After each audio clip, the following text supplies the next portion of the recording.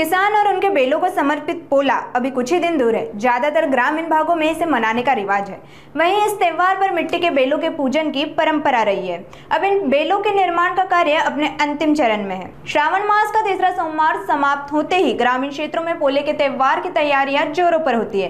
किसानों के लिए अत्यंत महत्वपूर्ण यह पर्व बस कुछ ही दिन दूर है, जिसे लेकर अब उत्साह भी अपने चरम पर है। पोले पर किसानों के सच्चे साथी कहे जाने वाले बैलों की पूजा की जाती है, लेकिन अगर असली बैल जोड़ी उपलब्ध न हो तो भी हर कोई मिट्टी के बैल खरीद कर इनकी पूजा करते हैं। इन मिट्टी के बैलों को बनाने का काम लगभग पूरा हो चुका है और अब कारागिर रंगाई के अंतिम चरण में व्यस्त है।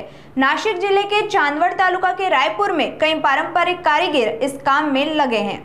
जर बघितलं की आता सध्या आपला जो मोसम आहे बरोबर आहे, तो पावसाचा चालू आहे। पावसाच्या मोसममध्ये आपण जर बघितलं तर आता आपल्याला बैलपोळा येणार आहे। तर त्या बैलपोळ्यानिमित्त आपण काय करणार आहे, याची माती बनवणार आहे। तर ही माती बनवताना जे कष्ट लागतात ते कष्ट सर्व आपली मेहनतीचे, ना मशिनरी वापरतो आम्ही, ना याच्यामध्ये कोणतेही वापरतो। जे काही वापरतो आम्ही स्वतःची मेहनत वापरतो।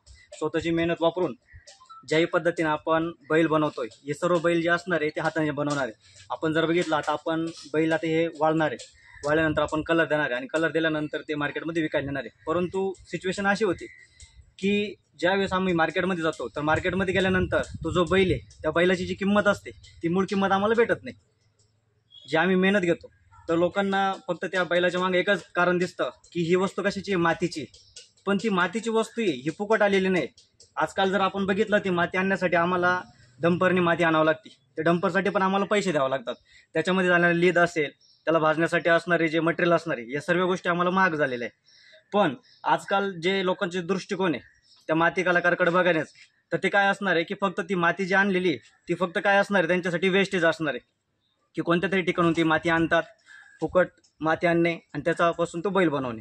पण जी त्या बैलाची ओरिजिनल किंमत आहे ती ही या लोकांना किंवा आमच्या सर्व लोकांना ही भेटल्या गेली पाहिजे आणि हिचं महत्त्व त्या सर्व लोकांना कळलं गेलं पाहिजे।